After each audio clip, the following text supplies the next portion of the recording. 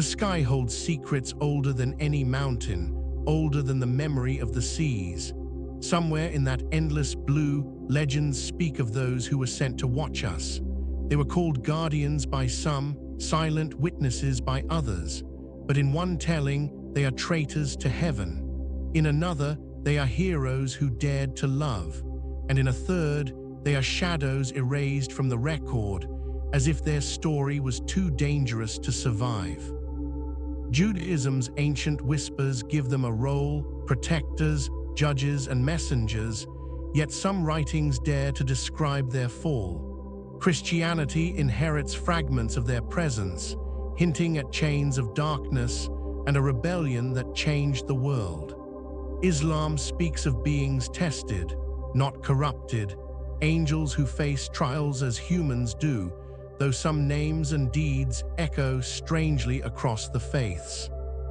The same figures walk through all three traditions, but they wear different faces, speak different words, and meet different ends. If angels are created without flaw, how can they desire? If heaven is perfect, how can anything fall from it? These are the contradictions that ripple through time.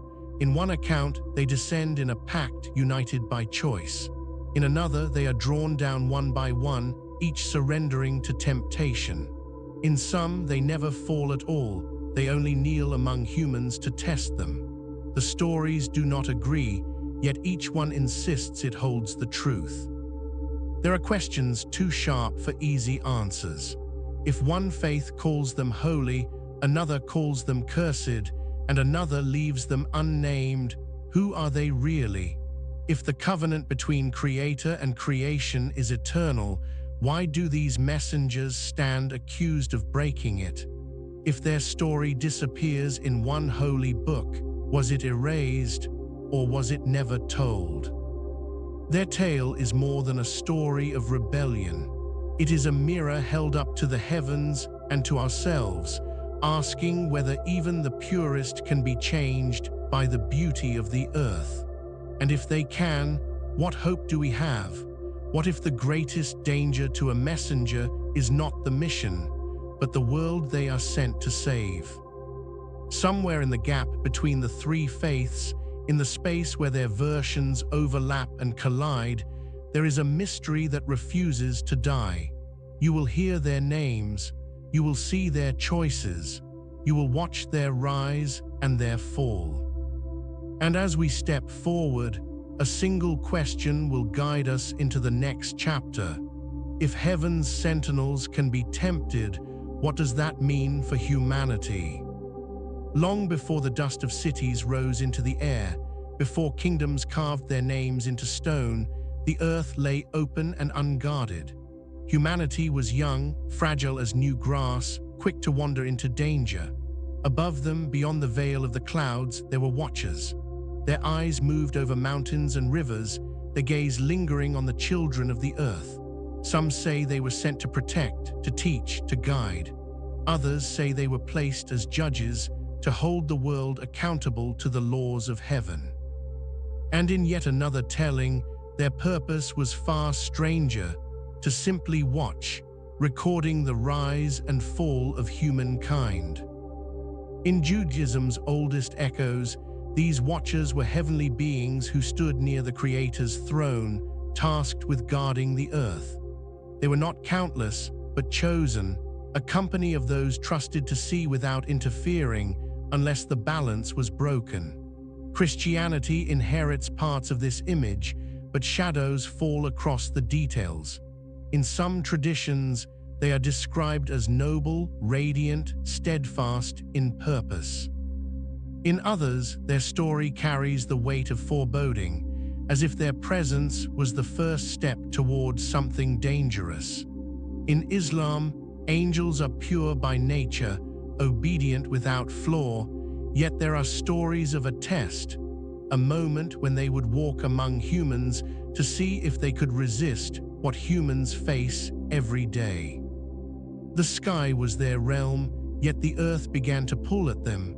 The air above the rivers shimmered in the heat. The sound of human laughter drifted upward like smoke from a hearth. Day after day, they looked down, and what was once just their assignment began to feel like something else. Curiosity is a powerful thing, even for those made of light. The problem is not that they saw, the problem is what seeing did to them. In some accounts, the Creator sent them to warn humanity, to guard them from the violence beginning to spread across the earth.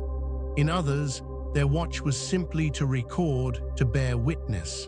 But whatever their mission, the distance between heaven and earth began to feel smaller, and in that shrinking distance, temptation found a place to stand. This is where the faiths begin to divide sharply. Judaism's mystical writings say they looked upon humanity with longing, not for power, but for connection, and that connection would break the first rule of heaven. Christianity's inherited versions describe them as drawn into rebellion, pulled by pride and desire into the same fall as the great adversary. In Islam, the test takes on a different shape. They are not corrupted by temptation as humans are, but are placed in a situation where the boundaries of their purity are proven. The earth grew more beautiful in their eyes. The green of the fields after rain, the way the moonlight touched the waters at night, the faces of those who lived below, all of it called to them. But beauty is not always safe. It can bind as strongly as chains. The question that rises from their beginning is one that has no easy answer. If they were made to obey, why were they given the capacity to choose? If they were sent to guard, why place them in a position where guarding might turn into longing?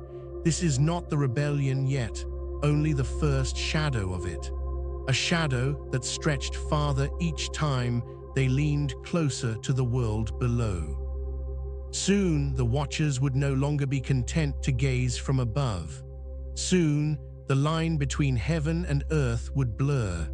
And when it did, the story of the watchers would shift from guardianship to transgression. But before that moment comes, we must ask, what was the first spark that made them step from light into desire? It began with a choice, though no one agrees on whose choice it truly was.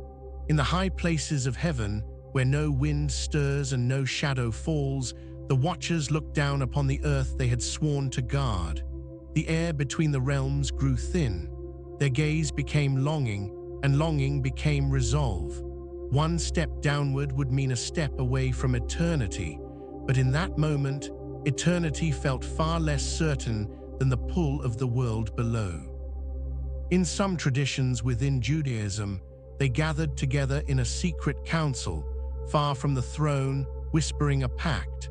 If one descended, they all would, sharing the blame so no single name would bear the weight of the fall. Their leader, sometimes called a prince among them, is said to have sworn that they would face the consequences together. Christianity's accounts inherit this sense of conspiracy, painting the descent as a rebellion of will, a deliberate breach of divine law. In Islam, the story moves differently.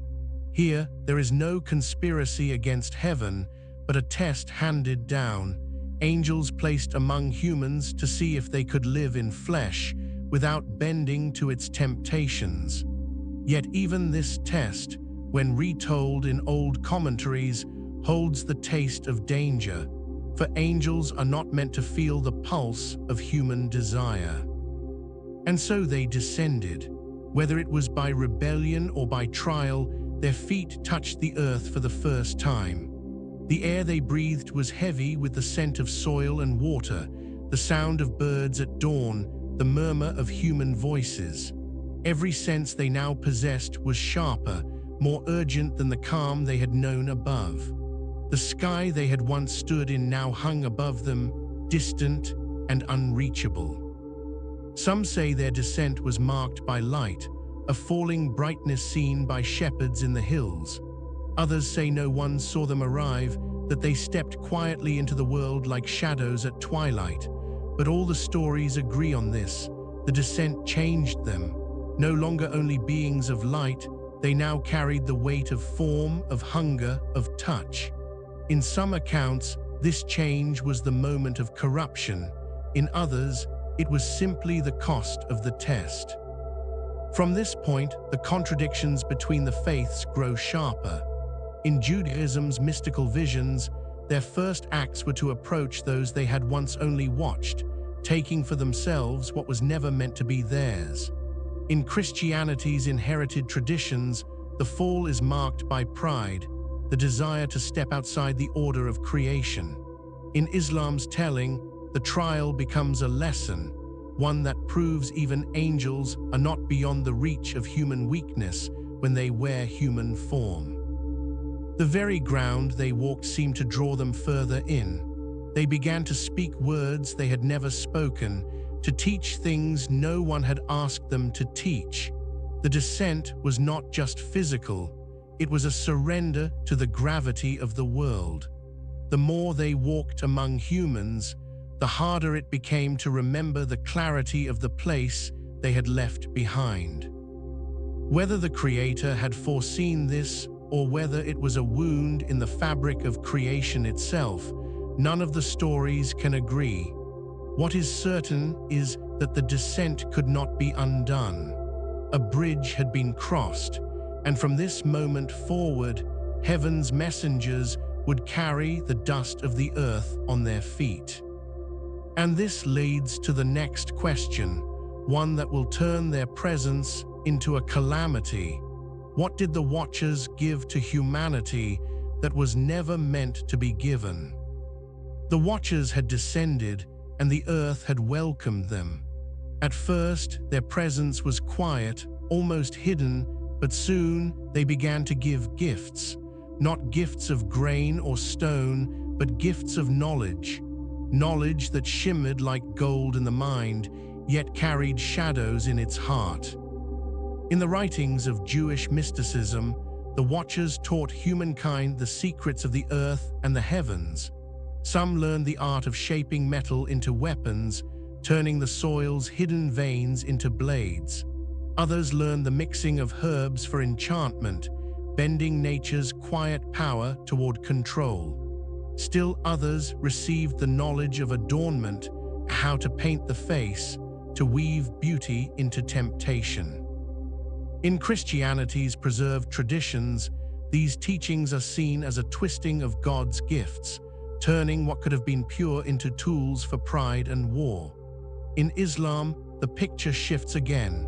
Here, the idea of angels willfully corrupting humanity does not stand. Instead, when stories of forbidden knowledge appear, they are framed as a test, a trial to reveal human choice, and those who learn such arts are warned against their danger. But for the Watchers on Earth, the boundary had already been crossed. They did not only share what was forbidden, they began to live by it. They taught the movements of the stars, and with them, the reading of fate. They taught the shaping of charms, the crafting of words that could bend another's will. And with every lesson, the world changed. The innocence of early humanity began to fade. The stories divide again on why they did this. In some, they acted from love, a misguided wish to give humanity the same power they themselves held. In others, it was pure ambition, a desire to see humankind rise beyond the place heaven had set for them. In still others, it was the inevitable result of their own fall, the corruption in them spilling outward like water from a broken jar.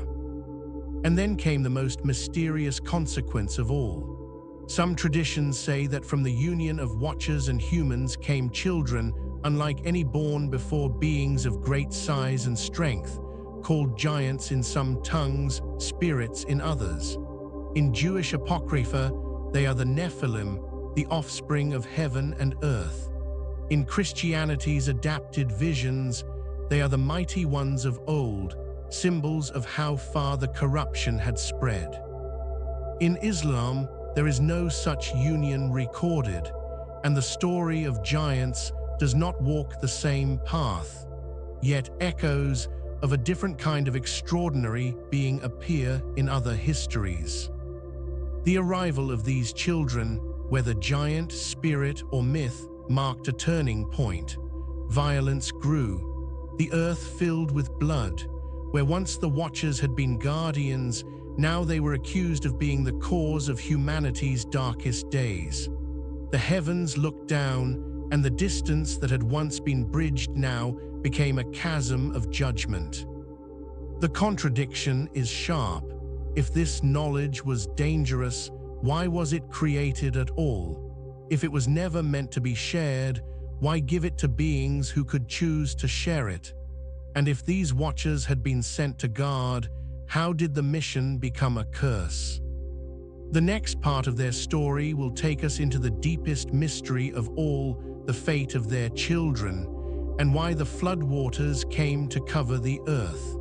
But first, we must ask, who were these Nephilim, and why do they vanish from some accounts as though they never existed? The giants walked the earth, or so some stories say. Born of Watchers and human women, their existence is whispered in ancient halls and lost scrolls. In some traditions, they towered over men, shadows against the sun, creatures of impossible strength and strange wisdom. In others, they were spirits, beings caught between worlds, neither fully human nor fully divine. And in still others, they are erased, their names scrubbed from the pages of sacred texts, as if their memory was too dangerous to keep. Judaism's apocryphal writings give the Nephilim a vivid presence, describing their violence and their terrible fate. They are the proof of a boundary crossed, the living evidence of forbidden unions. Christianity holds onto parts of this vision, but often shifts the focus to moral lessons, giants as symbols of pride and destruction, warnings against overstepping divine order. Islam, while silent on the Nephilim themselves, speaks of jinn and other spirits who exist unseen alongside humanity, shaping a different kind of mystery around the unseen forces of the world. The question that shadows every telling is the same: can something born from the divine and the mortal live in this world without being torn apart? The Nephilim represent a fracture, a blending of realms that was never meant to be. Their short, violent lives and sudden disappearance raise another puzzle. Were they destroyed because they were dangerous, or were they erased to hide a truth too powerful for human eyes? If they were the children of Watchers, what does that say about the Watchers themselves? Were they creators or destroyers? Did they bring blessings wrapped in curses? The Nephilim story is a bridge to the flood that would cleanse the earth, but their presence haunts every tradition that speaks of them. And so the flood comes, a deluge not just of water, but of judgment. But who is truly judged? The Watchers, their children, or the whole of humanity? This is the question we follow into the next chapter. Why does a flood follow the birth of these giants? The skies darkened, and the waters rose as if the earth itself wept. The flood is a story told across faiths, a cleansing of the world's corruption, a new beginning carved from destruction. But beneath the flood's vast waters lies a question that echoes like thunder. What sin truly called the deluge? Was it humanity's wickedness alone, or did the Watchers' fall weave a darker thread into the fabric of that judgment? In Judaism, the flood is seen as a response to the violence that spread like wildfire, but the shadow of the Watchers and their children lingers behind the scenes, their corruption the hidden root of mankind's ruin. The Book of Enoch, though not part of the sacred canon, tells of heavenly judgment against the Watchers, their binding and punishment, a cosmic consequence that parallels the flood's cleansing of the earth. Christian traditions inherit this layered vision, seeing the flood as both a punishment and a warning, the Watchers fall intertwined with human sin. The flood waters wash away not only the wicked, but also the fallen angels' influence, a resetting of the broken covenant. Yet the exact nature of the Watchers' guilt remains a mystery, their names fading into shadow even as their actions ripple through the story. In Islam, the flood is linked more directly to human corruption and the rejection of a prophet's call. The Watchers as fallen angels do not appear explicitly, but the notion of divine punishment for crossing boundaries remains strong. The flood becomes a test of faith, a cleansing that separates the obedient from the corrupt. The Great Flood is both an ending and a beginning. It sweeps away the evidence of forbidden unions and hidden knowledge, drowning the Nephilim and washing the earth clean. Yet questions remain. Were the Watchers destroyed by the flood or merely hidden? Was the flood an act of mercy or final judgment? And if the Watchers remain bound, what fate awaits them beneath the earth's surface? As the waters recede, the Watchers' story does not end. It deepens into darkness and silence, chains and prisons hidden from mortal eyes. But even in punishment, their tale refuses to fade. What is their fate after the flood? Are they locked away forever, or do they wait for a time to return? The answer lies beneath the earth, in shadows deeper than night. Beneath the surface of the earth, far from the light of day and the eyes of humankind, the Watchers lie bound.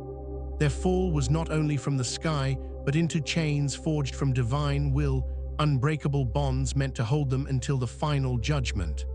This punishment is described in vivid, terrifying detail in some traditions, a testament to the severity of their rebellion.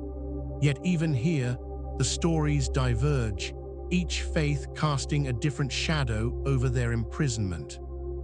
In Jewish mysticism, the Watchers are cast into deep pits, dark and cold, awaiting the day when they will face their fate before the Creator.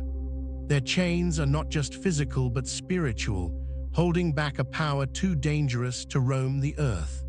Christianity takes this image further, often describing the Watchers as fallen angels imprisoned in the abyss, locked away by the archangel's sword, their rebellion sealed with fire and stone. The weight of their punishment is both a barrier and a warning, a promise that some sins cannot be forgiven easily. Islamic tradition, while not recounting this imprisonment in the same terms, speaks of fallen beings punished by divine decree, their status altered but not erased. Angels in Islam are perfect and obedient, so the idea of their fall challenges many interpretations. Instead, the stories focus on those who disobeyed in human form or jinn, unseen creatures created from fire, who face consequences for their actions. Yet echoes of the Watchers linger in tales of beings bound and restrained, their fate a reminder of divine justice. The question that trembles beneath the surface is whether any of the Watchers escaped this fate. Are some still walking the earth in secret, their chains loose or broken, or are all condemned to a silent eternity beneath the world? The silence of the heavens and the absence of their names in many scriptures deepen the mystery, as if their punishment is both a curse and a secret. The Watchers' chains symbolize more than captivity. They are the dividing line between what was and what might still come. Their binding contains the threat of return, the shadow of chaos waiting for release. This leads to another haunting question: were all Watchers punished equally, or did some fall differently? The answer lies in a tale told in the desert wind, a story of two angels whose fall is both like and unlike the others. Who were Harut and Marut, and why does their story stand apart? In the vast tapestry of stories two names stand out: Harut and Marut. Unlike the watchers bound beneath the earth, these two angels are said to have walked the earth with a purpose that was as much a test as a punishment. Their story is unique, a thread woven differently in the fabric of Islamic tradition, yet echoing faintly in the shadows of other faiths' tales. Harut and Marut were sent to a city of humans, tasked not as guardians, but as teachers of a dangerous knowledge. They were to reveal the secret arts of magic, not to empower, but to test humanity's resolve. The knowledge was forbidden, a temptation wrapped in a lesson. Those who learned from them faced a choice: to use what was taught for good or to fall into sin. Unlike the watchers who fell through desire, these two did not rebel out of will, but were sent to face temptation themselves.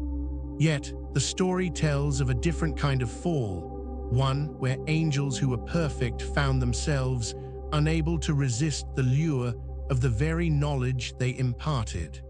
They became examples of the peril in crossing divine boundaries, even for those created without fault.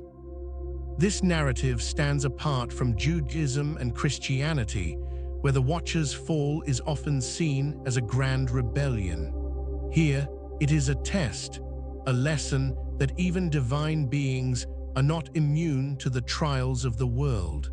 The Quran does not name the Watchers directly, and Harut and Marut's story fills a space that is at once warning and mystery. The contradictions deepen. Why would a merciful creator send angels to teach forbidden magic? Why would they be punished for doing so? Are Harut and Marut watchers themselves, or a different kind of being entirely? These questions unsettle the boundaries of the story, blurring lines between duty and sin, obedience and defiance. The tale of Harut and Marut is a glimpse into the complexity of divine justice and human temptation.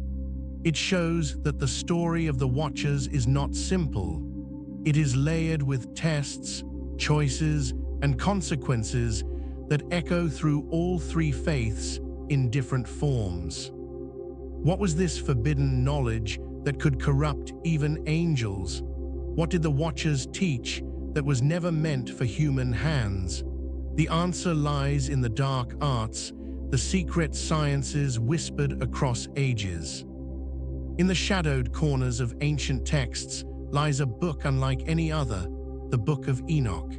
It is a story whispered rather than shouted, a record of the Watchers told with bold detail, yet hidden from the sacred shelves of most traditions.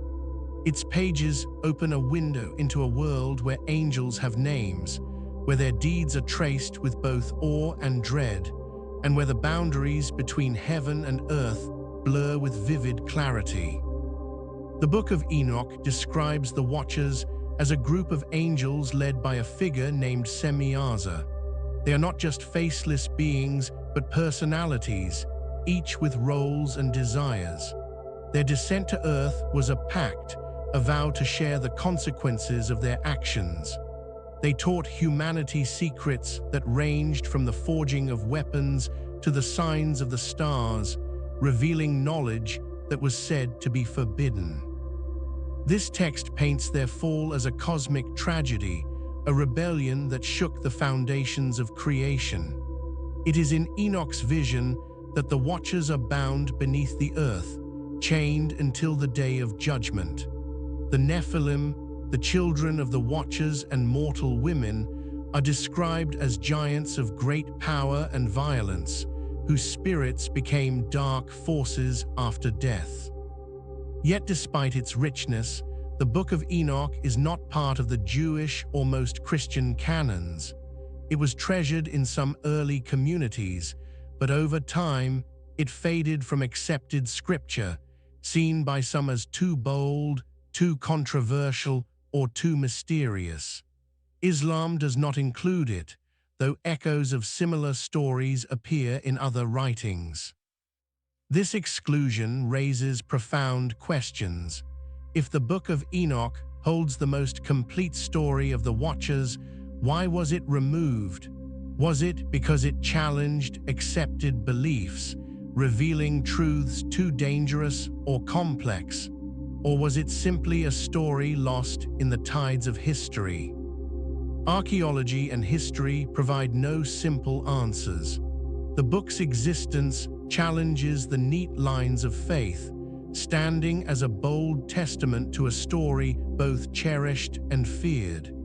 It is a treasure trove of mystery, a key to the Watchers' past, yet it remains locked behind the doors of faith and canon.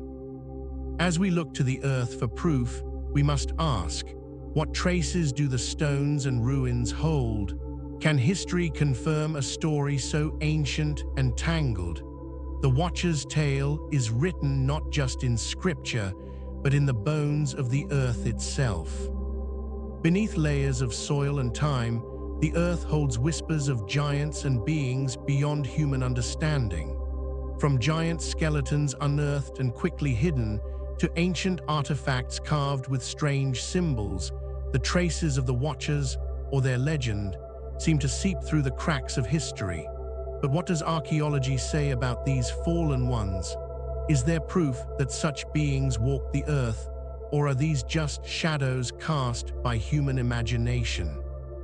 Across the ancient Near East, myths tell of godlike beings who mingled with humans, imparting knowledge and sometimes destruction. The Sumerian Apkallu, half-man, half-fish sages sent from the heavens, taught the first kings and shaped civilization. Their stories bear remarkable resemblance to the Watchers, divine teachers, guardians who crossed the boundary. Statues and reliefs depict towering figures, often with wings, sometimes with horns, symbols of power, but also of mystery. Could these be echoes of the Watchers, or simply the gods and heroes of myth? Some discoveries have sparked controversy. Giant bones found in deserts and caves long claimed to be evidence of the Nephilim. Many such finds have been exposed as hoaxes, yet the allure remains strong. The human fascination with giants persists, reflected in folklore around the world. Are these myths rooted in forgotten history, or are they symbolic expressions of human fears and hopes? Relics such as ancient weapons and tools, alongside early texts, suggest a sudden leap in knowledge that some attribute to divine intervention. Could these gifts have come from Watchers walking among men, or do they reflect the natural evolution of human ingenuity, later wrapped in myth to explain the unknown? The tension between faith and archaeology is palpable. While scripture often holds the Watchers in shadow, history seeks light, yet both struggle to fully capture the truth. Could the Watchers be real beings whose stories were altered over time, or are they archetypes born from the human need to explain the mysteries of life and death? Their legacy leaves us with an unspoken question. If the Watchers influenced ancient civilizations, what secrets might still lie buried beneath the earth? And if their story is true, how does it change our understanding of the past and ourselves? From dusty ruins to whispered legends, the Watchers' footprints beckon us deeper into mystery. But their tale reaches beyond history, into the realms of myth, prophecy, and even cosmic battles yet to come. The story of beings descending from the heavens to mingle with humanity is not confined to the Abrahamic faiths alone. Across continents and cultures, myths arise of divine beings who crossed the line between the celestial and the earthly, shaping human destiny in ways both wondrous and terrifying. From the Apkallu of Mesopotamia to the Titans of ancient Greece, the Watchers' echo resounds in the shared human imagination. The Apkallu, often described as half-human, half-fish sages, were said to bring civilization's first laws, crafts, and wisdom. Like the Watchers, They bridged the gap between heaven and earth, teaching humanity how to survive and thrive. Yet their story carries a warning: divine knowledge given too soon can disrupt the natural order, inviting chaos as much as progress. Greek mythology's titans were mighty beings who ruled before the gods of Olympus. Their rebellion and fall mirror the Watcher's own descent, a cosmic struggle between order and chaos, light and shadow. Giants and demigods populate myths worldwide, symbolizing the tension between human aspiration and divine limitation. These parallels raise profound questions. Are these stories independent inventions or fragments of a single, ancient truth lost to time? Could the Watchers be part of a universal mythos, a symbolic language all humans share? Or do they represent real beings who appeared in many forms, their story reshaped by culture and belief? The diversity of these tales challenges the neat boundaries set by religion and history. They suggest that the Watcher's story is part of a larger pattern, an archetype of forbidden knowledge, divine rebellion, and the fragile line between gods and men. As we trace these ancient myths, the question emerges: did the Watchers ever return after their fall? Is there a lingering presence of their kind in the hidden corners of human history, waiting to rise again? Their story reaches beyond faith, into the heart of what it means to be human, caught between earth and sky, light and shadow, knowledge and mystery. The floodwaters receded, and the earth began again.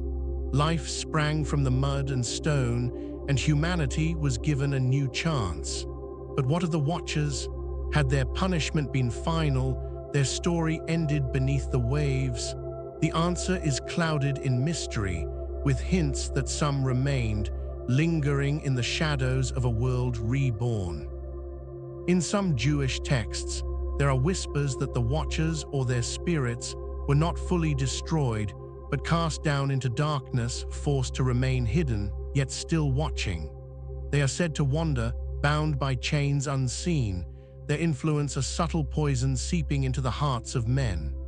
In Christian traditions, this idea is echoed in the belief that fallen angels roam the earth as demons, continuing their rebellion in secret, tempting humanity toward destruction.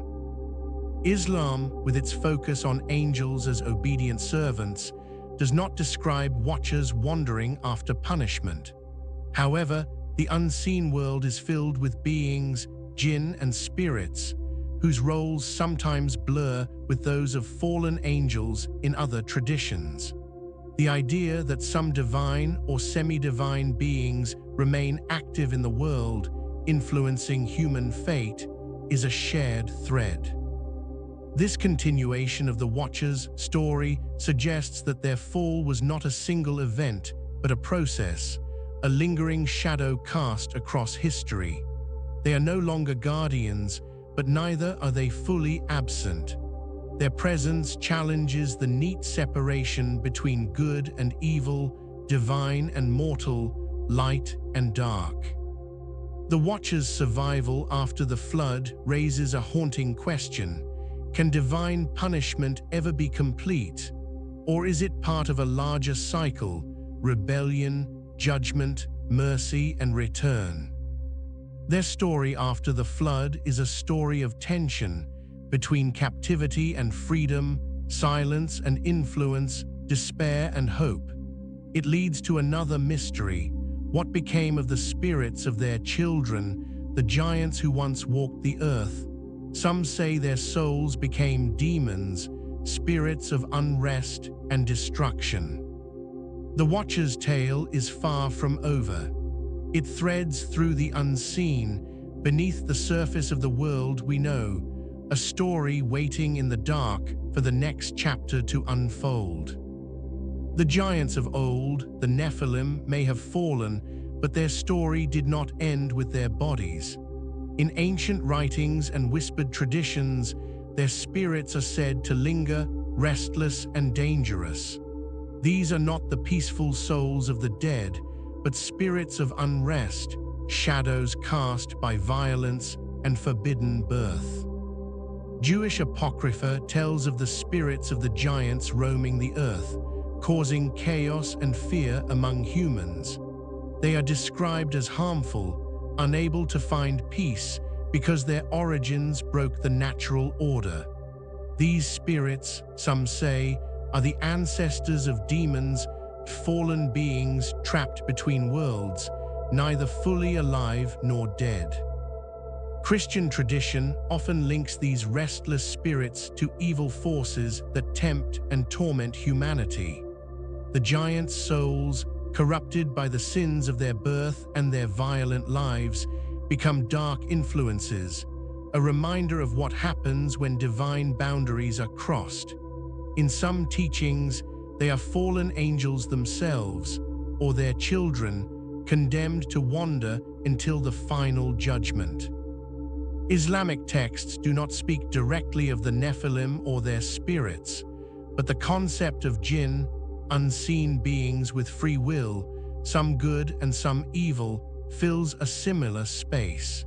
Jinn can influence humans, whispering temptation or offering protection, blurring the line between the visible and invisible worlds. The existence of these restless spirits raises deep questions. Can a soul survive divine punishment? Can the consequences of a forbidden union extend beyond death? These ideas challenge the belief in a neat separation between heaven and earth, life and afterlife. The spirits of the giants carry the Watcher's legacy forward, a haunting reminder that some actions ripple across time, shaping the unseen forces that touch human lives. Their presence asks, what is the true cost of crossing divine boundaries? As we ponder their fate, another question emerges. Were the Watchers truly angels or something else entirely? Their nature may hold the key to understanding the mysteries of their fall and the world they changed forever. The Watchers are called angels in many stories, but are they truly the messengers of heaven or something else? Across traditions, their identity shifts like sand in the wind, sometimes holy beings, sometimes judges, and sometimes enigmatic figures standing at the edge of divine authority. In Jewish interpretations, some scholars argue the Watchers were not ordinary angels, but divine judges sent to enforce heavenly law upon earth. They were tasked with watching, yes, but also with meting out justice, a role fraught with power and danger. This places them not merely as messengers, but as executors of divine will, their fall a more profound betrayal, judges who became transgressors. Christian tradition largely views the Watchers as angels who rebelled, crossing the line from obedient servants to fallen beings. Yet even here, debates persist. Were they once trusted guardians, or were they always on the brink of rebellion? The ambiguity lingers, reflecting the tension between mercy and justice. Islamic thought often resists the idea of fallen angels, emphasizing that angels do not possess free will to disobey. Instead, beings such as jinn are seen as those who can choose rebellion.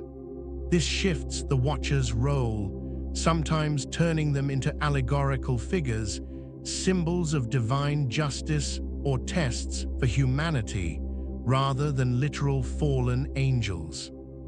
This shifting identity challenges the core of the Watcher's story. If they are divine judges, does their fall represent the failure of justice itself?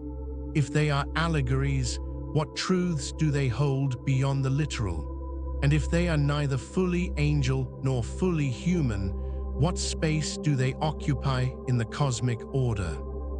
Understanding who the Watchers truly are changes everything. It forces us to reconsider their purpose, their fall, and their lasting impact on the world and on faith itself. Could they have been human kings, claiming divine authority and thus misunderstood as angels? Some scholars suggest this, that ancient rulers were seen as semi-divine, their deeds transformed into myths. If so, the Watcher's story becomes one of power and pride, not celestial rebellion. This leads us to a turning point. What if the Watchers were not angels at all, but human kings whose stories became legends of heaven and earth? The line between myth and history blurs, inviting us to ask, what is the message behind the Watchers' fall? Some modern thinkers suggest the Watchers were not heavenly angels, but human kings, mighty rulers who claimed divine right and were remembered as gods or fallen angels. This theory strips away the supernatural layers, grounding the story in history and politics, yet it challenges the sacred traditions that frame the Watchers as celestial beings. In ancient times, kings were often viewed as divine or semi-divine. Their power was not just political but spiritual, and their actions carried the weight of gods. To their subjects, these rulers walked between heaven and earth, their decrees seen as laws of the gods themselves. If kings corrupted their power, the tale of Watchers falling from grace could be a metaphor for earthly pride and tyranny. Judaism's texts sometimes portray the sons of God as rulers or judges, blurring the line between human authority and divine command. Christianity, while emphasizing angelic rebellion, does not exclude the idea that earthly leaders may have played a role in the ancient tales. Islam, focused on the absolute obedience of angels, tends to interpret such stories symbolically or allegorically, emphasizing human responsibility over celestial rebellion. The theory that Watchers were ancient kings offers a new lens. Their descent might be a fall from grace on earth, abuse of power, injustice, and corruption.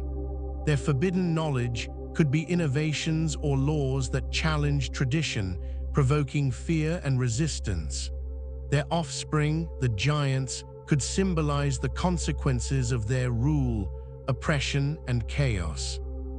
Removing the supernatural makes the story safer, more understandable, yet less mysterious. It asks us whether myths were created to explain real human failings dressed in divine garb. It also raises the question, does stripping the Watchers of their angelic nature diminish the story's power, or does it make their warning sharper and more immediate? As we explore this view, the core message remains: pride, temptation, and crossing boundaries carry consequences. Whether angels or kings, the Watcher's tale warns humanity against overreach. Their story, in all its versions, still speaks to the dangers of power and the fragility of order. And so we ask, what is their message for us today? What lesson do the Watchers hold in their fall? The answer begins to unfold as we look at the moral heart of the tale, the warning echoed across faiths. The Watcher's story, despite its tangled details and conflicting versions, carries a moral pulse beating through Judaism, Christianity, and Islam. It is a tale of boundaries crossed, pride unchecked, and the dangers of stepping beyond the limits set by the divine. Across faiths, it warns of the cost of temptation and the fragile line between obedience and rebellion. In Judaism, the Watchers teach that even beings close to the Creator can fall when they desire what is forbidden. Their story becomes a lesson in humility and the consequences of disobedience. The flood and punishment symbolize the divine response to broken trust, a reminder that sacred laws are not to be bent or broken. Christianity echoes this warning, emphasizing the pride that led to the Watchers' fall, a mirror to the great rebellion of Satan. Their actions show how desire and arrogance corrupt, spreading sin through humanity. The Watchers' punishment serves as a call to repentance and faithfulness, underscoring that rebellion against God leads to destruction. Islam approaches the story differently, often focusing on human responsibility rather than fallen angels. The Watchers, if they appear, serve as tests or symbols of obedience. The emphasis is on submission to divine will and the dangers of straying from the path.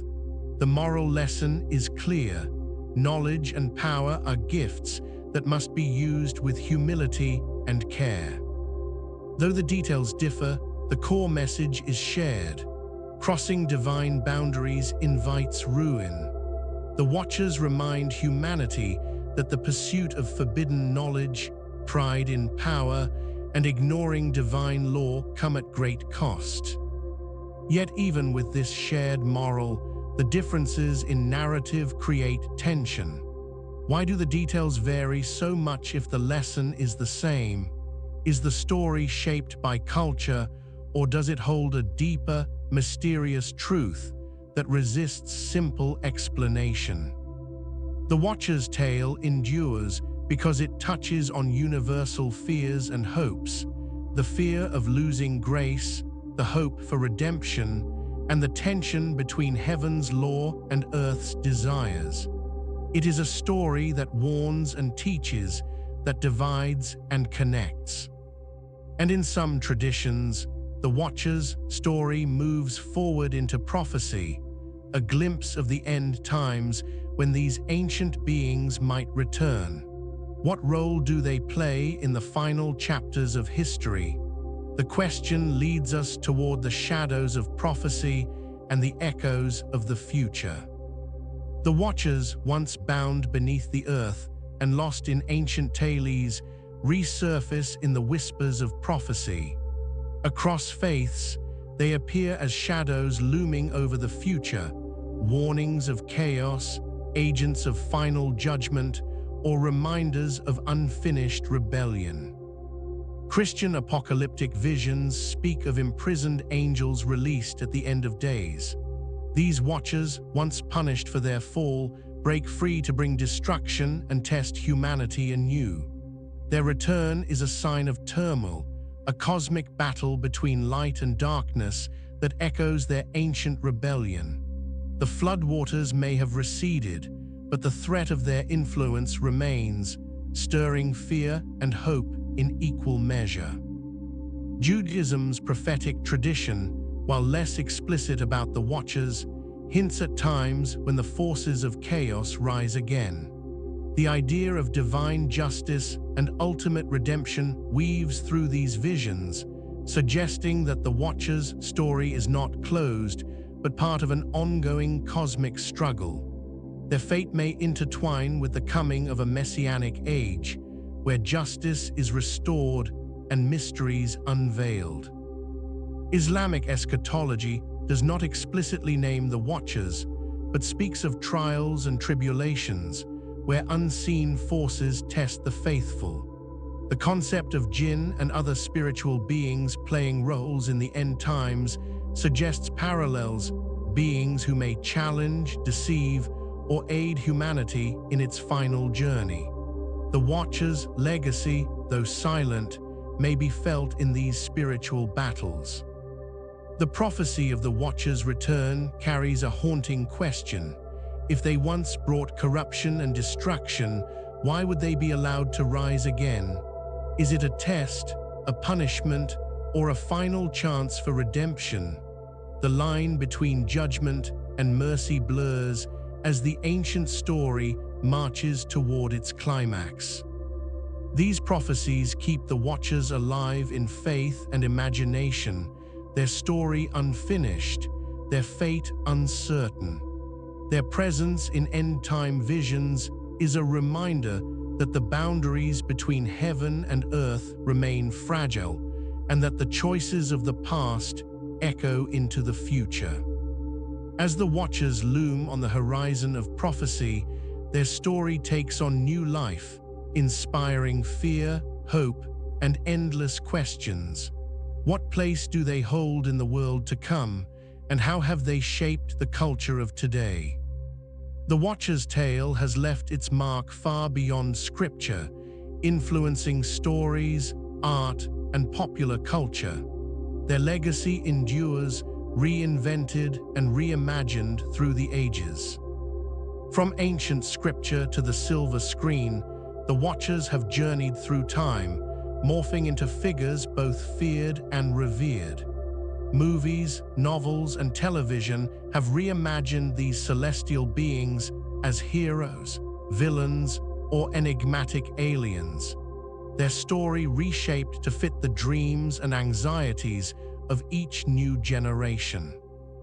In Hollywood, Watchers often appear as fallen angels torn between their celestial origins and human emotions.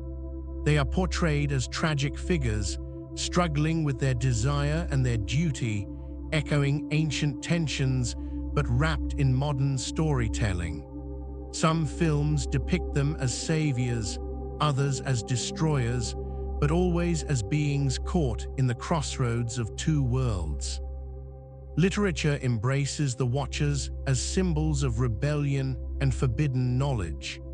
Their tale inspires fantasies of power, the clash of good and evil, and the mysteries of the unseen. From fantasy epics to urban legends, the Watchers are woven into narratives that explore the boundaries of humanity and divinity. Conspiracy theories have also claimed the Watchers as part of secret histories, ancient astronauts, alien overlords, or hidden spiritual forces shaping human destiny. These theories challenge traditional faiths, blending science fiction and theology, and keeping the Watchers' story alive in the minds of believers and skeptics alike. The Watchers' presence in modern culture reveals a deep fascination with the themes their story embodies: temptation, rebellion, knowledge, and the struggle between light and darkness. They serve as mirrors reflecting humanity's fears and hopes about power and morality. Yet this reinvention raises questions. Does retelling sacred stories in popular culture dilute their meaning, or does it bring them to new audiences? Are the Watchers transformed into myths of entertainment, or do they retain their spiritual weight? Their enduring presence in books, films, and folklore keeps their mystery alive, inviting each generation to grapple with the Watchers' story in new ways. From ancient legends to modern myths, the Watchers continue to watch, silently influencing how we understand the divine, the human, and the spaces in between. The story even crosses into the realm of the extraterrestrial, where some see the Watchers not as angels, but as visitors from the stars. In the modern imagination, the Watchers have taken on a new form, not angels fallen from heaven, but visitors from distant stars.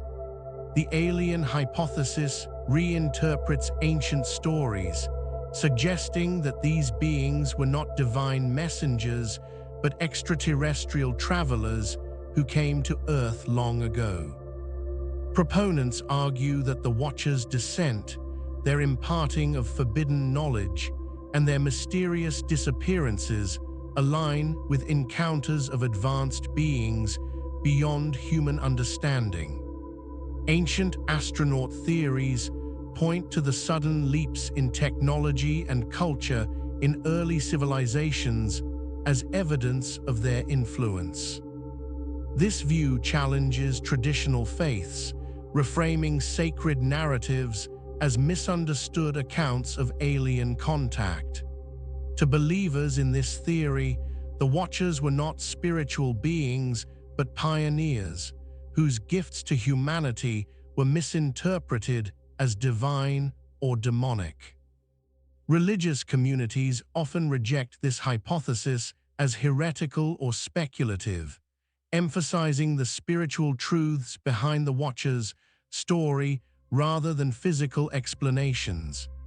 Yet, the theory has gained a wide audience, blending science fiction, archaeology, and theology into a complex tapestry of belief and skepticism. The alien hypothesis pushes the boundaries of the Watcher's identity, asking us to reconsider what divine might mean. Are the Watchers angels in the traditional sense, or are they simply advanced beings whose power seemed godlike to ancient humans?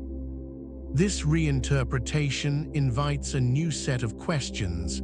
If the Watchers were extraterrestrial, what was their purpose? Were they helpers, manipulators, or something in between? And what legacy have they left in our modern world? The Watcher's story, reimagined as a cosmic encounter, continues to captivate and divide, blending ancient mystery with the search for understanding in the vast universe. The question remains, is there any proof left today that can bridge the gap between myth and reality? Across the world, stories continue to surface of beings that resemble the Watchers, enigmatic figures seen in dreams, visions, or encounters that defy explanation. These modern sightings suggest that the Watcher's story is not confined to ancient texts, but lives on in the present, woven into the fabric of human experience. Some claim to have seen towering figures of light or shadow, beings who watch silently from the edges of vision. Others speak of whispers in the night, strange knowledge imparted in moments of crisis or revelation. These accounts, while often dismissed as fantasy or delusion, persist with a remarkable consistency across cultures and generations. Paranormal researchers and spiritual seekers debate the nature of these encounters. Are they manifestations of ancient Watchers returned, or entirely new beings? Are they protectors, warnings, or harbingers of something greater? The ambiguity fuels fascination and fear alike. Religious believers may interpret these experiences as spiritual trials or messages, while skeptics look for psychological or natural explanations. The Watchers, once bound beneath the earth, seem to walk again in the realm of human perception, blurring the lines between myth and reality. These modern claims raise profound questions about the Watcher's fate. Can beings punished for rebellion truly remain confined? Or do their chains loosen over time, allowing them to influence the world once more? Their enduring presence, whether real or imagined, serves as a reminder that the Watcher's story is far from over.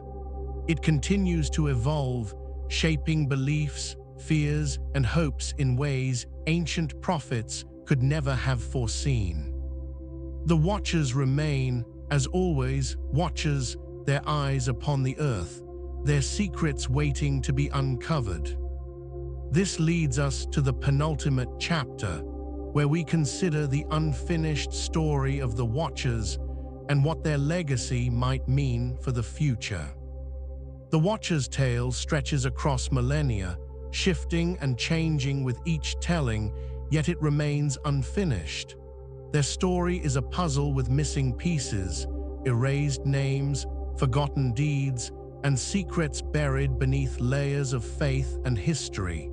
It is a narrative that refuses closure, inviting each generation to ask anew, what really happened?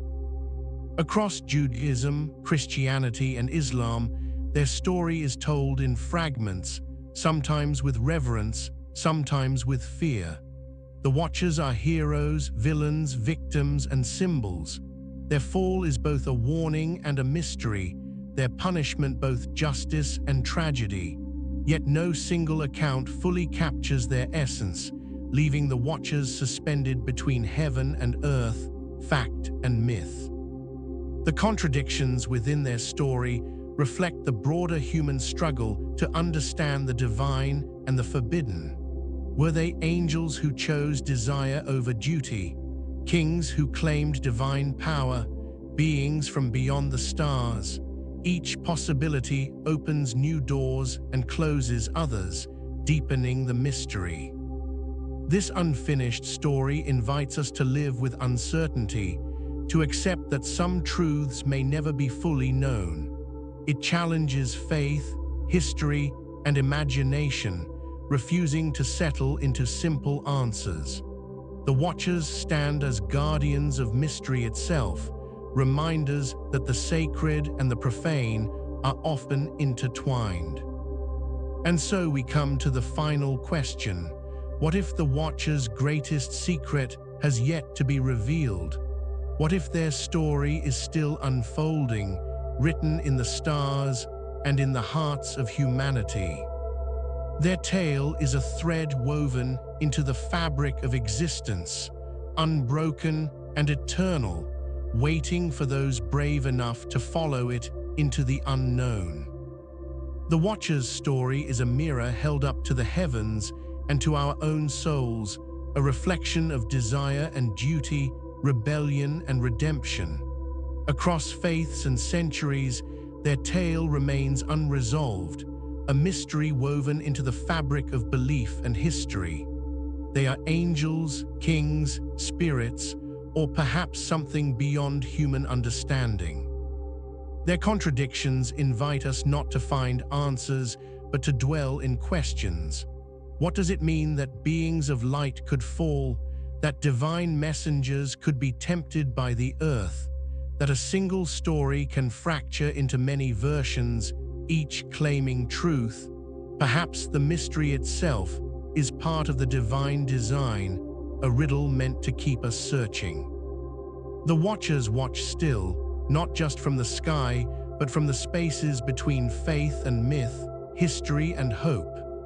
Their story refuses to end because it speaks to the eternal struggle within us all, between obedience and desire, certainty and doubt, light and shadow. In the silence that follows, we are left with a question more haunting than any answer. What if the Watchers are not just ancient legends, but living symbols of the choices we face every day? To watch, to fall, to rise again, or to remain forever bound. The sky watches back, holding its secrets in the stars. And we, the Watchers of the Watchers, must decide what to do with the knowledge we have gained. The story remains open, waiting for the next chapter to be written.